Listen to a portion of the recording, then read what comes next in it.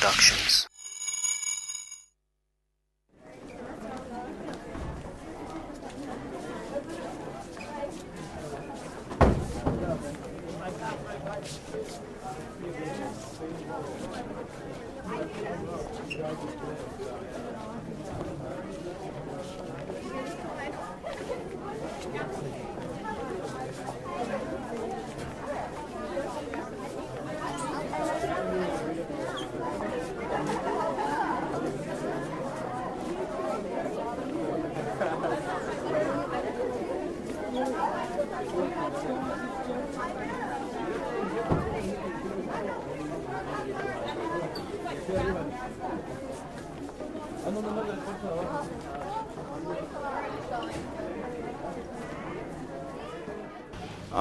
Dawah management. I would suggest that you write your notes regarding Dawah management on the opposite pages, on the back pages of that Dawah technique booklet that you received, so that you don't misplace it, because this is a very important part of the management of the Dawah itself. Now, Dawah management is just like the management of anything. It involves certain components. Do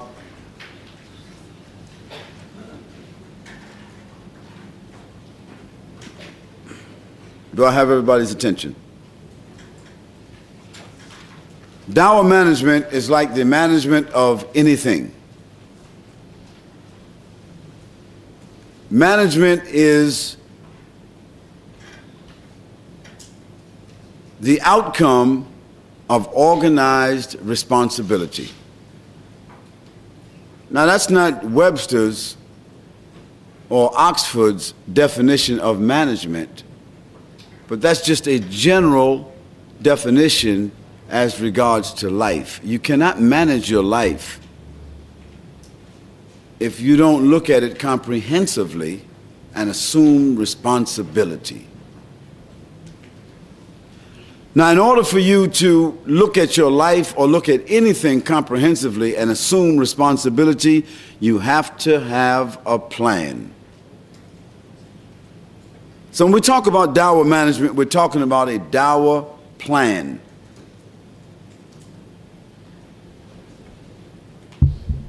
Plan your work and do what?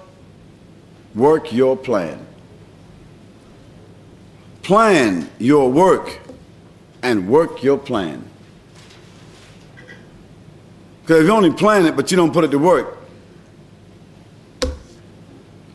it's nothing. So plan your work, work your plan. Now, what we're going to go through are components of that plan.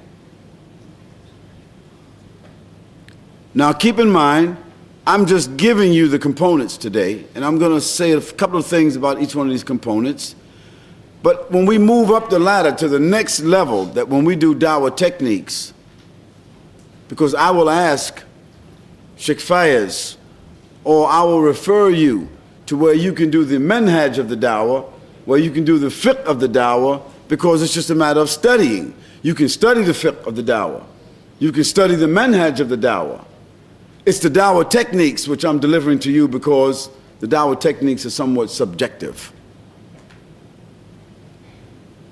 Now, when you move up the ladder to the next level of the Dawah training and the techniques, each one of these components I'm giving you in terms of the Dawah plan, it becomes tangible. It's not just a word, it's not just a phrase. We actually talk about how do we manage these components. So the Dawah plan has several components, the first of which is the management of time. The management of time. And now, without going into a lot of talk about your life, you're not going to give any qualitative Dawah if you do not make time for Dawah in your life. You made time to come to this training session. That's a start. But that started out with a niyyah, intention, isn't it? Right? It costs you something. Time, registration, a commitment. Because if it doesn't cost you anything, usually it's not worth anything. This whole idea of free, I want you to take it out of your minds, take it out of your vocabulary. Nothing that's good, nothing that is lasting, nothing which is viable, and nothing which is real is free. Even when somebody gives you a gift, it's not free. It costs somebody. And you should receive it like it cost you something even to have it. So it's not free. Even your life that Allah gave to you, it's not free. There's an obligation behind it. So manage your time. Set up, look at your time in real terms. Look at your day. How do you spend your day? Sit down and write out how you spend your day. I get up for Fajr. Walk yourself right through it.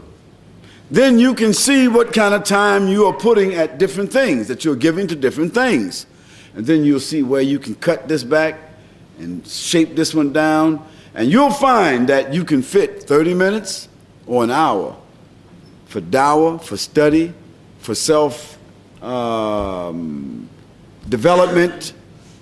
You'll be surprised how, if you manage your time properly, you will see where you are wasting your time.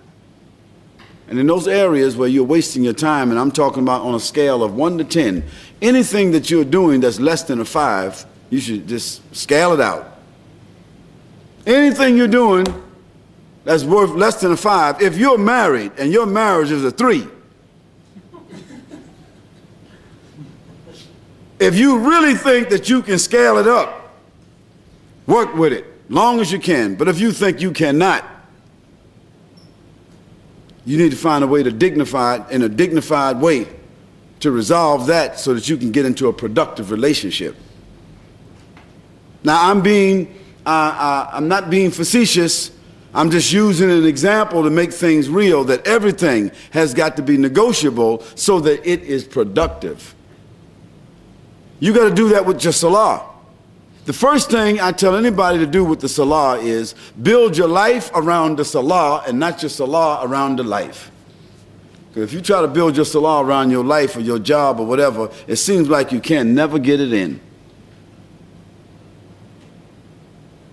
When I worked for someone, and I have not worked for anybody in 18 years, and I don't believe I'm going to work, I'll work with anybody, but I'm not working for anybody. Alhamdulillah. Now, it meant drinking water and eating biscuits and trying to raise children, and they're not being satisfied and complaining, but at length I feel to myself I made the right decision. Because one thing, when I decided to do that, my time management became whose? Mine. I advise everybody to work towards a situation where you can manage your own time and that you don't have somebody else telling you when you need to be here for you to do what they want, and these are the conditions of the company and blah, blah, blah, blah. So therefore, you find yourself getting up in the morning, racing to get to somewhere somebody else wants you to be, trying to satisfy somebody else. But even if that is the case, when I worked for somebody, I went to that job and I said to them, listen, I believe, when I went to the interview, I believe that I can do this job better than anybody else that you're going to interview. I will be here on time. I will work 7 days. I will work the evening shift, the morning shift, the graveyard shift, whatever you want. I will work Saturdays, Sundays, holidays. I will work overtime if you need somebody to work overtime. However, I don't work Friday afternoons at all. So Friday at 12 o'clock, preferably 11, I have to be relieved, and I'll be back on Saturday if you want me to. Because that day is set aside for God, and that's not negotiable for my mother, for a job, or for anybody else. So I just want to be honest with you. Everything else is negotiable. But Fridays, belongs to God. Friday afternoons. So the man will say, wow, I mean, Friday must be real important to you. Then I will recite the ayah from the Quran that Allah said about Surah Al-Jum'ah. So he know I'm serious. And guess what? I was never refused a job when I told a man straightforward, Friday. So he would say, don't worry about it. You don't even have to work Fridays. We're going to give you, you can work from Sunday to Thursday. You got Fridays off. See? So from the beginning, I told him clear. But other people be dodging and, do you think I might be able to get off Friday afternoons to go to prayer? No, we definitely need you Friday afternoon. See? That's the way they act too. And I would also tell them, they would say, Mr. Yasin, do you think that you can shave? I told them, I'll shave if it will never come back. Meaning if shaving means it will never come back again, that means that then it's natural to do so. But if it will come back, it means it's going to keep coming back, and I'm not going to keep shaving because our prophet told us it's not natural. Now I'll clip it and keep it decent, and it will not be dragging on the floor. But this is part of the tradition of our prophet and all the prophets of God. And just because Western people or modern people decided today that it's unnecessary, I'm not divorcing myself from the tradition of God and his prophets. Now, I'm a Muslim. I'm not trying to hide it. And again, I'm going to tell you that I'll be honest, I'll be punctual, I'll be on time, I'm going to work hard, I'll be productive, you can trust me, you can rely upon me, I'll work every day, holidays, blah, everything we said. If you don't want me to wear the kufi, I don't wear that, no problem. But I will not shave, and I will not be here Friday afternoons. I was never refused a job because I wouldn't shave. And I was never refused a job because I wouldn't work Friday afternoons. But I was straightforward from the beginning. You see? Now, once I got the job, when lunchtime, when everybody else took a lunch break, I would disappear. And everybody would be looking for me where I'm at. I find a closet, up on the rooftop, a basement, anywhere I could find that's clean, and I go and throw my rug out and pray. And somebody would say, where's Yasin at? I think I saw him go up on the third floor up there. Then after a while, people say, oh, he said he had an appointment. They would ask me, where you have to go? I said, I got an appointment. That's what I'll tell them. Or I tell them I have to make a long distance call.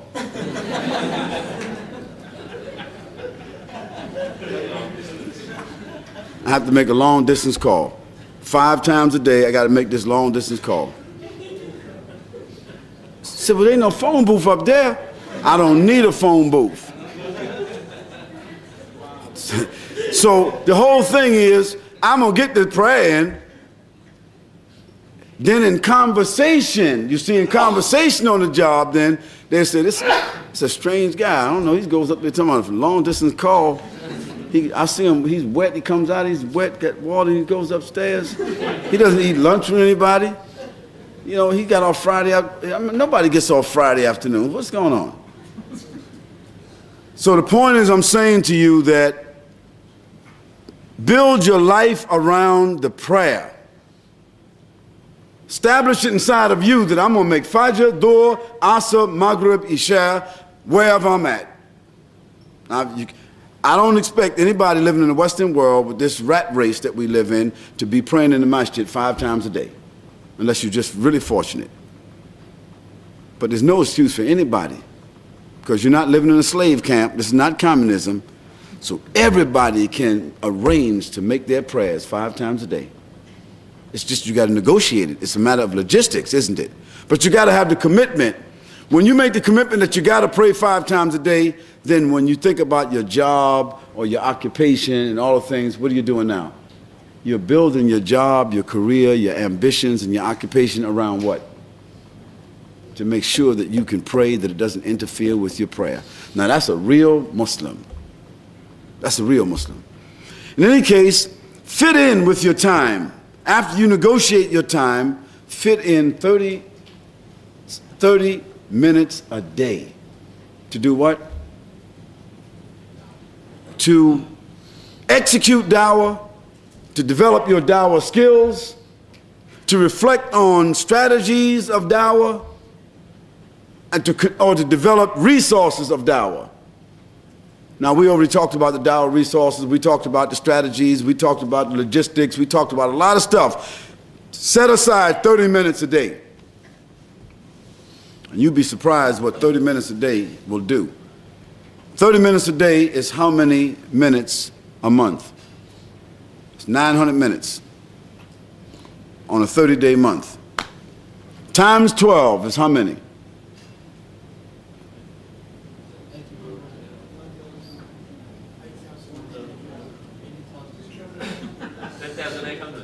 $10,800 minutes a year concentrated on Dawah.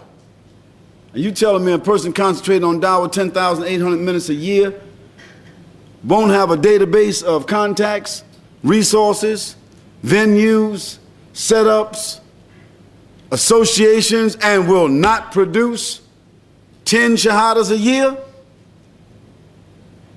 Well, if I was your sales manager and we were selling vacuum cleaners and you couldn't sell 1 or 2 or 5 vacuum cleaners a year, it wouldn't take me a year to get rid of you.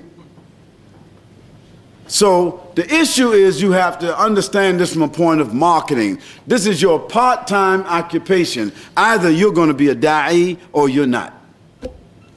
Now, if you're not going to be a da'i, then you can just take this course and take your certificate and put it on the shelf and say, mashallah, and go on about what you're going to be doing. But if you are chosen by Allah to be a da'i or a da'iyah, then you organize your time. Now, we're not trying to save souls. That's not what we're doing. It's not our job to save the world, save souls, make everybody Muslims. It's not what we're talking about here. We're talking about first sharing the treasure with the humanity and fulfilling the responsibility that Allah put on us as Muslims. Is that correct? Next thing is, start to develop your materials. We talked about all these things in the course already. Start developing your materials. Start with the most essential things first and then go with the other things. This doesn't mean spending a lot of money on tapes and booklets. And let me say to you brothers and sisters, one thing I tell you not to do, whether you're a new Muslim or otherwise, do not go to bookstores and just indiscriminately buy books and materials, because you get caught up in graphics. Because in the modern world, they're not really trying to sell books, you know. You know what they're selling? They're selling graphics. Because it's like the labels. How many people would buy what they buy in the supermarket if it wasn't wrapped up the way it is? A box of cornflakes would be what it is. But with Tiger Woods swinging that club like he gonna do another hole-in-one champion, breakfast of champions, you probably gonna wind up buying Wheaties or Cheerios. You're going to buy something that is related to someone that has some marketing impetus. Is that correct? But when you strip all the boxes free of those, don't you think do you know something? Do you know the same company that makes Kellogg's, Cheerios, and all the big companies, do you know they're also the ones that make what do you call those other brands? Generic? It's the same company that make the generic brands. I'll give you another example. Michael Jordan sneakers. Real Michael Jordan sneakers cost $150. I'm talking about $150 American dollars. The same company that makes the Michael Jordan sneaker in Korea sells the same sneakers to Payless. You know that store called Payless? They sell the same sneaker and they call it Joyland. Not Jordans, but Joyland. The Joyland sneaker costs $15 and the Michael Jordan sneaker costs $150. Now what's the difference between those sneakers? They're both made in Korea by the same company. But for some reason, people want to spend that $135 for Michael Jordan's name to be on it. So Don't go to bookstores buying a whole lot of books and don't be moved by emotion, because this is not the issue. The issue is having the basics, the staples. If you got Sahih al-Bukhari or the Mukhtasar of Sahih al-Bukhari, you got Riyadh al-Salihin, you know, you've got the Arba'in of Imam Nawawi, you got the Quran, the Mus'haf of the Quran, and you got Tafsir Ibn Kathir, you got Rahiq al-Makhtum, you got Bulugh al-Maram, you got Hadith al-Qudsi by Imam Nawawi, you got these kinds of books, the ones that we outlined and some other, that's it. You got the staples. Don't go into stores and just be seeing what's new on the shelf. Because there's a statistic that we already know, that the average book that you buy, unless you're really an avid reader, you read about 10 pages of it and you don't get any further. And it's just a good book to have. Does it make sense? So collect your materials. The other thing is, start to develop what's called logistics. Logistics about yourself. Where are you? What do you want to do? What kind of contacts are you going to make? Where do you want to give dawah? Do you have a suitable place to give dawah? You want to give dawah in Dunkin' Donuts? Or you want to give dawah in McDonald's? You want to give dawah in the club at night? Or if you don't have a suitable place, what about the public library? You see? Do you have a friend's house that looks a little better than your house? Or do you want to invite some people that might be have some liabilities attached to them into your house? I don't think so. So find another place. Is there an Islamic center that you can invite them to that is a decent atmosphere without the conflict to the message that you want to give? Because you can't invite people to every place now. You just can't do it. So logistics means for what you need to do, figure out how, when, why, where, whom, all the logistics. Because this is your job. Start to develop your database. Start to develop a database. What's a database? A database of prospective contacts. Now, I worked for a sales office, and this was one of the sales programs that we did. He says, you don't know who you want to sell to, is that right? We said, yes. Okay. Start by writing down 10 relatives, 10 neighbors, 10 associates, 10 shopkeepers, 10 of your colleagues in school, 10 people that you don't like,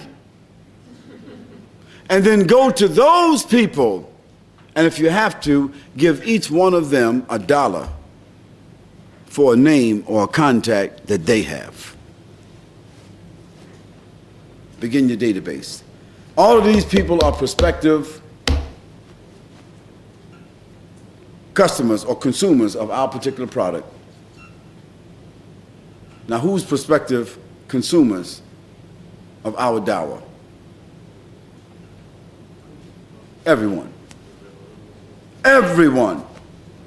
I'm not going to say to spend 950 years like the Prophet Nuh alayhi salam did, but everybody is a prospective consumer of our dawah, because we're not bringing something to people that's from us. It's from whom?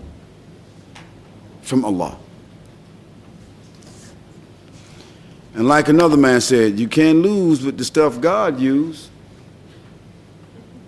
You can't. If you give an ayah of Quran, you give a proposition from Allah, you give a proposition from the Prophet ﷺ, it's not your recipe. You can't lose. This is what God said. God said, say this. God said, do this. As long as you do that, it's going to come out right. Don't mean the person's going to become a Muslim or the prospect is going to happen, because that's not on us. It's on us to do what? وَمَا عَلَيْنَا إِلَّا الْبَلَاغِ. It's only upon us to do what? Give the message. Deliver the message, like the mailman. He could bring you good news, bad news. He could bring you a check to cash or a bill to pay. He can bring you news of a tragedy, or he can bring you news of something that will just simply bring joy to your life. But it doesn't matter to him one way or the other, does it? So his job is, rain or shine, no matter what the situation is, bring that mail and deliver the mail. That's his job. Okay, the other thing is network. Start off right here where you are. Ask the organizers of this function to print out a database of the names, the address, the phone numbers of all the men that can be shared with all the men. Names, address, phone numbers, email, phone, whatever, of all the sisters, and share that with the sisters. Those that don't want their addresses included, you don't have to. The issue is contact. This is where you start from. Then you begin to network in other places. Yes, brother. You had a question? Then you begin to network in other places. When you meet other people involved in Dawah, they could be a teacher, they could be a student, they could be another person that's interested. They got a particular skill or the resource that you can lend to the Dawah. Always, let me get your email, get your phone number, let me get your business card. Always be prepared to network, because this is part of what? Ta'awan wa tawasaw. Always be smiling and happy to meet another Muslim brother or sister, regardless of what they have to offer. Take a name, build your network. Make an assessment of yourself. Don't underestimate others, and don't overestimate yourself. Or the reverse.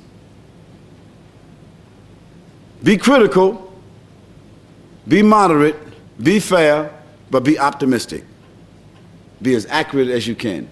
Make an assessment of your skills. Make an assessment of your resources. Make an assessment of your situation. And be honest with yourself, because the worst fool is the person who fools themselves.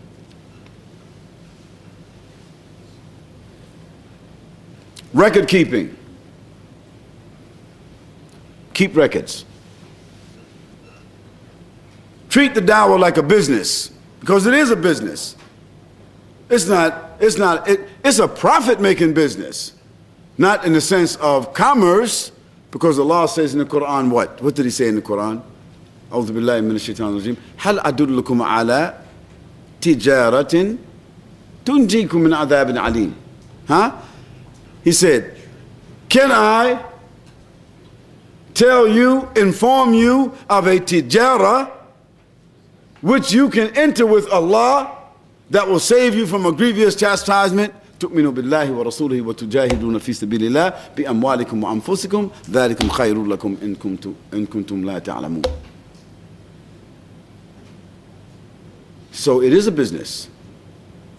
No, it's not the kind of business that you are engaged in where you're looking to make money for your personal self, but you're looking to do what? You're looking to make ajra with Allah. To get ajra from Allah, to get benefit from Allah, to get forgiveness from Allah, to get mercy from Allah, to get guidance from Allah, to fulfill your responsibilities and your duties to Allah. And handle it like a business. Because if you handle it like a business, you're going to handle it in a principled way, a serious way. Dawah is not a hobby. It's not casual. You can't just do this here haphazardly. You must be concentrated, you must be serious, you must be committed, and you got to handle it like that. I said 30 minutes a day. So you have a little section. Clear your desk. That's what I told you to do here. If you can't clear your desk here, you're not going to clear it at home. Set aside a little area. That's your office. If it's no larger than 18 inches by 18 inches, that's your office. One drawer. Keep your records, your time, everything you're doing, do your logistics, and sit down in your office at home. That little 18 by 18 countertop might be your kitchen table. That's your Dawah office. That's your field office. Sit down, put your stuff there. Figure out what you're going to do, and do this 30 minutes a day. Now, if you don't have your field office, have your office with you. What's your office with you? What? Pen, paper, organizer, you know, Hisnul Muslim, pager. You got all your gear. Just like one of those Marine, one of those Green Berets. You drop him, he got everything with him. Dry rations, he gonna eat for a month, dry rations out the can. Everything. One man Dawah army can find what he needs. Got his navigation equipment, everything. He knows if he goes to Brisbane, if he goes to Melbourne, if he goes to Canberra, he knows who, where, what, who he can contact there. Because his thing is Dawah, right? And he's already built his network. It doesn't take that long. The other thing is presentations. Prepare yourself to do 3-minute, 5-minute, 7-minute, 10-minute, 15-minute, 20-minute presentations. Simple ones. Don't try to be eloquent. Don't try to be clever. Don't try to mimic me or Ahmed Deedat or Zakir Naik, because you're going to wind up tripping over your tongue. Be yourself. Be yourself and be sincere and be as clear and simple as you can. Honestly, brothers and sisters, I tell brothers and sisters all the time that if I'm talking to a Harvard, Oxford,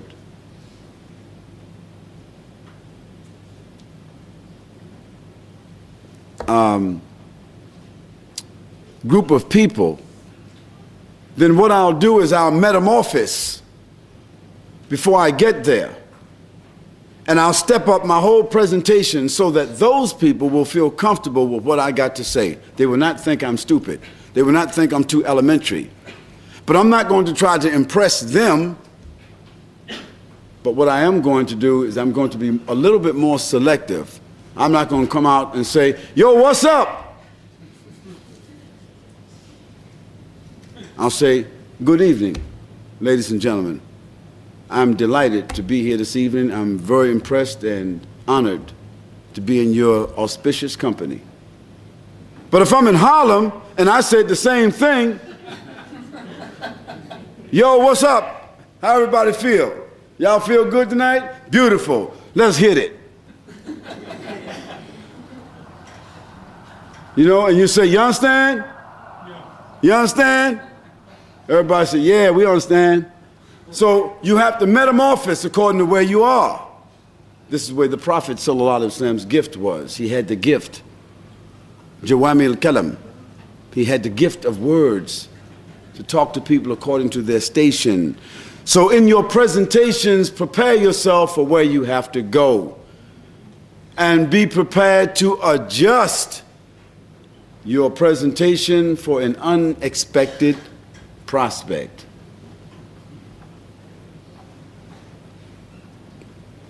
Don't prepare a presentation that you get all messed up because you thought you was going to a place to talk to some people. When you get there, it's a different group of people altogether. You get all choked up and have to back out of there and just leave. No, just be easy and then make the adjustments when you get there. Line up a presentation that you can make once a week. Start out, line up something once a week that you can deliver for 3 minutes, 5 minutes. I told you do setups, right? Not sit-ups, setups.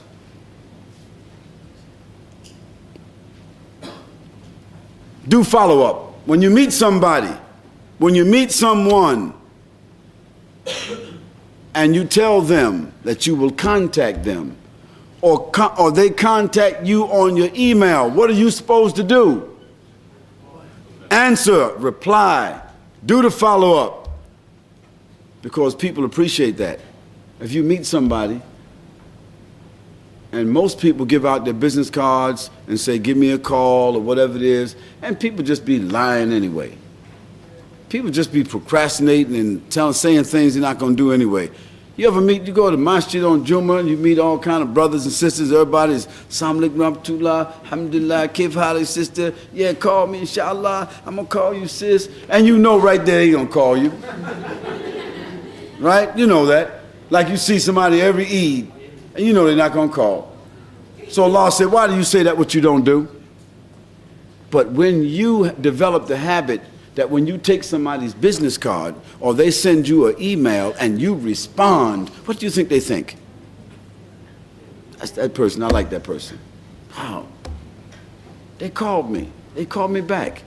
Follow up. The next thing, develop venues. Venues. Where can you give dawah? And I'll guarantee you, brothers and sisters, there are literally hundreds of venues that you didn't even think of.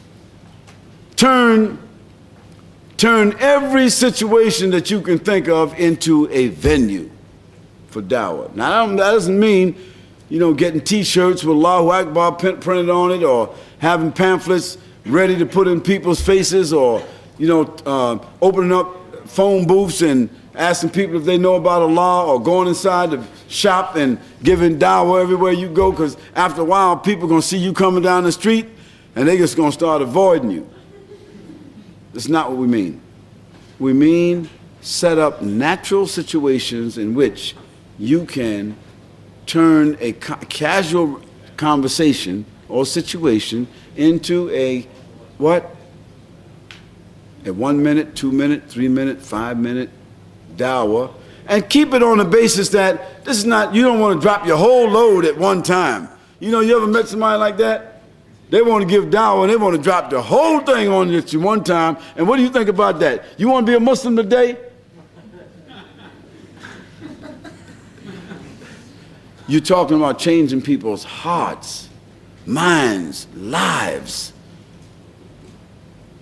How serious do you think a person could be? How serious do you think you are that somebody will change their lives? It can happen, but it's not by my power, by the power of Allah subhanahu wa ta'ala. Plant the seed when you meet a person. Let it grow. Let it marinate, they say. You know that. Let it marinate. Drop it, put it in a pan, let it marinate for a while. Let the smell come out. Do a checklist. Did I clip my mustache? Did I do I need a haircut? Did I clip my nails? Are my clothes clean? Is my body clean? Do I smell? I mean, really, blow into your hand and let the breath come back to you. See if you need some search or whatever. Because one of the worst things for you to do is start giving dawah and you got bad breath. I mean, that can really kill a conversation quick.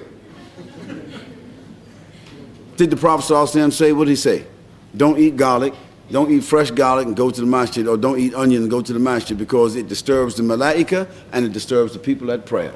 That also means then, don't eat garlic and onions and all that there and be all up in people's faces talking about Allahu Akbar and Allah said and all of it. Subhanallah. Y'all gotta stop laughing. Stop. Cut it out. No, for real, brothers and sisters, do a checklist. See what you need to do to put your act in order. Clean up. If you're inviting somebody to your house, don't have the old baby diapers that you changed yesterday under the couch, and the dishes all in the sink, and you tell them to use the toilet and the toilet's not flushed, and I mean, you're talking about, oh, I'm sorry, I just didn't get a chance. And no, if you're inviting somebody to your house, do a checklist. The other thing is, keep your house in shape with the expectancy that a guest may knock on the door any time. Did you hear what I just said? If I'm anticipating a guest at any time, what does my house supposed to look like? When you go to McDonald's, any McDonald's, up the street or down the street, what does it look like when they open that door? All day long, isn't it? Shame on us. Brothers and sisters, this place here, which is the house of Allah subhanahu wa ta'ala, there should be a group of brothers and sisters that do a checklist every time they come here. And don't complain to anybody. You work the checklist out before you leave. So this place is always, we don't have to make no excuses to anybody because it's always tight. You know what that means, tight? Huh? That's jargon for what? Correct. Tight. Do your evaluations. Evaluate yourself, evaluate your surroundings, evaluate your prospects, evaluate. That means look before you leap. Don't get on the high diving board, jump up in the air, and then look down and see no water in the pool. You know what that means, right? Evaluate. Do quality assurance. After you finish, after you do your talk, after you meet your prospects, after you go to your venues, after you develop contacts and talk with people or whatever the case might be, do quality assurance. What does quality assurance mean? Make sure you did it the right way. Make sure you feel good about it. And say to yourself, was that a 1 or a 10? And always grade yourself fair. If you really thought it was a 9, give yourself a 7. Don't ever say I did a 10, because if you say 10, that means you can't grow. A person is always giving themselves a 10, usually it's about a 3. Because the rest of it is just ego.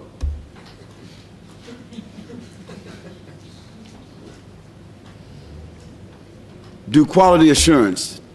Check out what you've done. Go back and check it out. Before you leave here today, don't leave here today and think that somebody else is going to clean up behind you because you paid a tuition. No. You, brothers and sisters, before you leave here today, make sure with whoever organized it, that the tables and the chairs and the trash cans and the bathrooms and everything is what? Straight before we leave. Not before somebody else who organized things leaves. Last night at the venue, let me just say this to you, brothers and sisters. Last night at the venue, how many people were there? Now, I mean, as venues go, it was good. It was nice. Alhamdulillah. We thank Allah. But I'll be honest with the brothers and sisters. I'd be real ashamed to see that Muslims come and go, and then they leave the place as if the management is supposed to clean up the popcorn and pick up the cans. And I mean, do you think that it looks like that when some non-Muslims come in and out of there? I'll give you an idea. I went to a conference in America. There were 40,000 Muslims there in a conference center. 40,000. And the Muslims were everywhere. Well, you know, when it was a break time for Salat, they could use up all the bathrooms. They had about like 16, 18 bathrooms all over the place. And so I heard some of the workers inside talking, saying, man, these are the filthiest people that I have ever seen. Look at these guys putting their feet in the sink, man. These dudes putting their feet in the sink, man. Toilet paper and water is everywhere. Man, I don't know what kind of religion this is, man. These people is crazy. This is in Washington, D.C. This is how non-Muslims. Why? You brothers have seen it. Now, okay, putting your feet in the sink and all that. If you put your feet in the sink and you wash and you know water is spilling on the floor, what should you do afterwards as a Muslim? Man, wipe up the sink and wipe the floor where you are. Wouldn't that be the right thing to do? But we don't do that. We think that when it's all over with, that somebody else is going to clean it up. That's not the spirit of teamwork. That's not the way we're supposed to be. And I'm saying to you, brothers and sisters, that if our dawah is going to work at all, it's got to work right here. It's got to work at home. It's got to work in the other venues that we go to. And we have to set the example of the kind of dawah, organization, and ethics that we're supposed to carry. Would you agree with me? Then I'm asking you, brothers and sisters, that in the field of dawah, take this principle and be responsible for it. This is very important, brothers and sisters. The next thing, consultation. Don't do anything without consultation. If you don't have an imam, if you don't have a teacher, get you one. Find one. You don't need somebody that's heavy. You know, you don't need nobody that's sophisticated in their knowledge. You need a person that has reliable, decent, basic knowledge that others corroborate. Use that person as a counselor. Whatever it is that you're trying to do in Dawah, make istikhara. Make istikhara about it, and then after that, talk to your counselor. Talk to the person who you choose. The imam of a masjid, a student of knowledge, a person whose knowledge that you respect and other people respect, an elder. Consult with them. Do research. Go on the website, go to the public library, go to the masjids where there's libraries. Do research about where you're going, about what you want to do, about the subjects you want to talk about. Do more research on the things that I gave you. Research. Put together a study plan for yourself. A study plan. See if you can set aside 2 weeks out of the year. 2 weeks. A week at a time, 3 days at a time. 2 weeks out of the year where you go someplace and you do formal Islamic studies to do what? To increase your formal knowledge. Put together a study plan. And at the same token, have a home study plan where 3 hours a week. 3 hours a week. You go over some materials that's important to help you understand what you're doing. It's got nothing to do with the 30 minutes a day now. It's the 3 hours part of your study plan. Now, all this is not going to come together all at one time, but it's all real, and it's all part of the cake. And like I told you, if you miss one ingredient, you got a lot of yeast, no butter. You got yeast and butter, no sugar. Yeast, butter, sugar, no eggs. Yeast, butter, sugar, eggs, no flour. Any one of them ingredients, you got all the ingredients, but you didn't preheat the oven. You preheated the oven, but you left it in there too long. It calls for you to put it all together right. So, put your study plan together. Have a personal teacher. Anybody that has what you consider to be some formal knowledge better than yours, they're qualified to be your teacher. But now, they may not have good knowledge, strong knowledge, deep knowledge, but if you don't know how to pray, the person that knows how to pray is qualified to be a teacher. If they can't teach you to do nothing but Fatiha, Qiyam, Ruku, Sajda, and Wudu, right or wrong, get a personal teacher. After a while, you will recognize who can teach, who's reliable. You'll ask and you'll find out. Develop a library. We spoke about that. Travel for exposure. Go outside of where you live. Go among people other than your own ethnicity. Don't get hung up in the ethnic trap, because that's easy. That's easy. That's easy to stay inside the hummus circle or the curry circle or the food circle. I mean, fool madamas here. See, don't get hung up in the ethnic trap.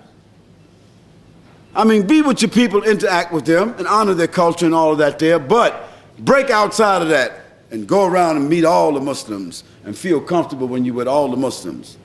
And even inside the masjid, don't enter the masjid and do what's tempting to do, what's normal to do. What is that?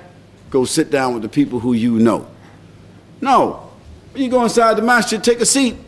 Sit down with a brother or sister who you don't even know. Kif Khalid, sis, how's everything? How you feeling? You all right? My name is Khalid. What's your name? Where you from? Gauge. Broaden your horizon, your exposure. That's what you need to do all the time. The other thing is resource development. What is resources? Time, money, energy, people. Those are resources. Human resources, financial resources, tangible resources, and energy. Don't be afraid to dream. Don't be afraid to dream. There's no failure in dreaming. Because when you dream, you only need somebody who's a little more practical than you are, and you can make it happen. But if you don't dream, you got people who got resources and they waiting for a dream. You know that? A lot of people got plenty of money and frustrated. You got no dream, no energy. Then you got people who's got nothing but dreams like me. I'm always looking for people who got money and time, energy. I got dreams. Don't be afraid to dream, because I only need one dream in my whole life to come true. Only one. Especially if you got big dreams. Right, Sheikh Farouk? Where's he at? Where's Sheikh Farouk at? Ask him about dreaming. But this place, isn't this a result of a dream? Huh? Everywhere we go is a result of a dream. The brother, Abu Abdul Rahman, isn't what happened this week just a result of a dream, a vision? Everything. So dream. Dream means to have a vision. Put a vision out there, what you want to do, how you want to do it. Don't worry about it, what it is. Talk to other people about it like it's real. Yeah, say, yeah, my institute, the house I want to build, the company that I want to set up, the way I see it, my company's gonna, and talk like it's already there. Because everything starts with what? A dream, a word, the work, the dua, the help Allah sends. So dream. Develop your resources. Sophisticate your tools. We talked about the Dawah tools, right? Sophisticate, upgrade your tools, get the best tools. Now you can buy a used computer, which is like a 286. You know, or you can get a Pentium 4. What they got now? Pentium 4? Huh? So the thing is, upgrade your tools. If you start off with a 286, it's going to be a little slow with them graphics. But it works, right or wrong. It was working then, it's still working now. You may not have enough patience to be sitting there while it's loading up for about an hour. But sophisticate your tools. Start out where you are and work it up. You don't have to start off with a sophisticated everything. It doesn't happen to be that way. But sophisticate your tools as you move up. Personal hygiene. Brothers and sisters, take care of your personal hygiene. Look good, talk good, smell good, feel good. That's right. You got a problem with your teeth, go to a dentist. Don't be complaining. If your teeth are ragged or you got some spaces in there, they got some technology now that will give you a $500 smile, a $100 smile, but you won't mind smiling. But you can't be giving Dawah with your tongue sticking between your two teeth now. You can't, it's hard now. You give them Dawah and you can't talk right. So the thing is, personal hygiene. Shine your shoes if you wear shoes. If you're wearing sneakers, throw them in the washing machine every now and then. Don't be afraid to wash your sneakers. Muslims wash their feet, so they shouldn't have no problem taking off their feet. If you're wearing jeans, don't be afraid to put a little iron on it. Sisters, don't come out of the house looking like you jumped out of the dryer. It's all right. I mean, in other words, you don't have to do nothing inside your house or to impress the Muslims, but if you're going out to give Dawah, somewhere between what the Western standards are and somewhere between what you want to do, meet it halfway. Do you know what that means? Don't be ostentatious. Don't be extravagant, but put a little care to it. You don't want people to think that all the sisters is looking like homeless. So in between, brothers, the same thing. Make adjustments sometimes, brothers. Honestly, don't get stuck. Don't get stuck in culture. Don't get stuck where you have to wear a turban, you got to wear a thobe, because the situation will come up where you're going to find it's a disadvantage. Now, I like to wear a thobe. I like to wear a kufi. But now, if you see me with a briefcase and a three-piece suit and some nice shoes and no thobe, don't think I done changed my religion now. Don't think that. It's just that I'm going to a meeting to talk with some people, and wearing a thobe and a kufi is just not appropriate.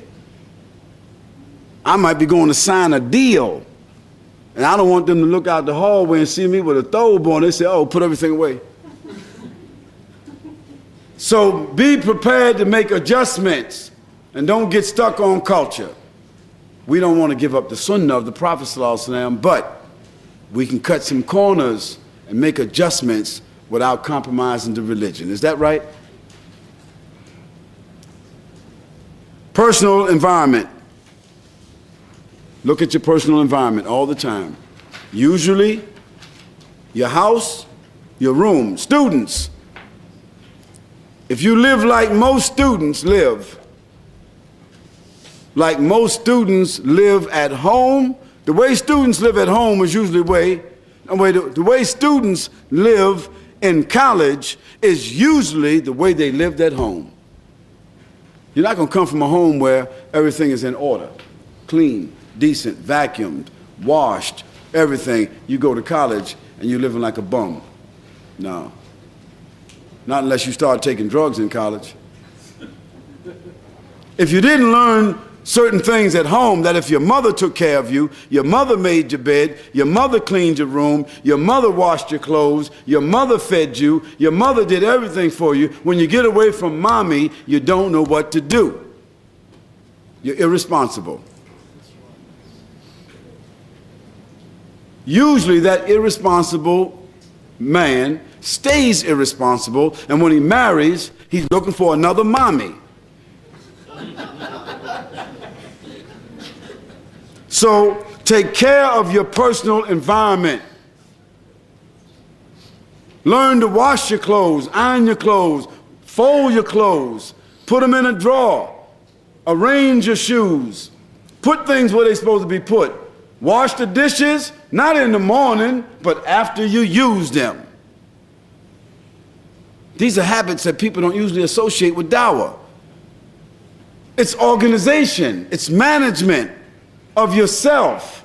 And you'll find out that if you apply these tools, it's going to complement the work of your Dawah.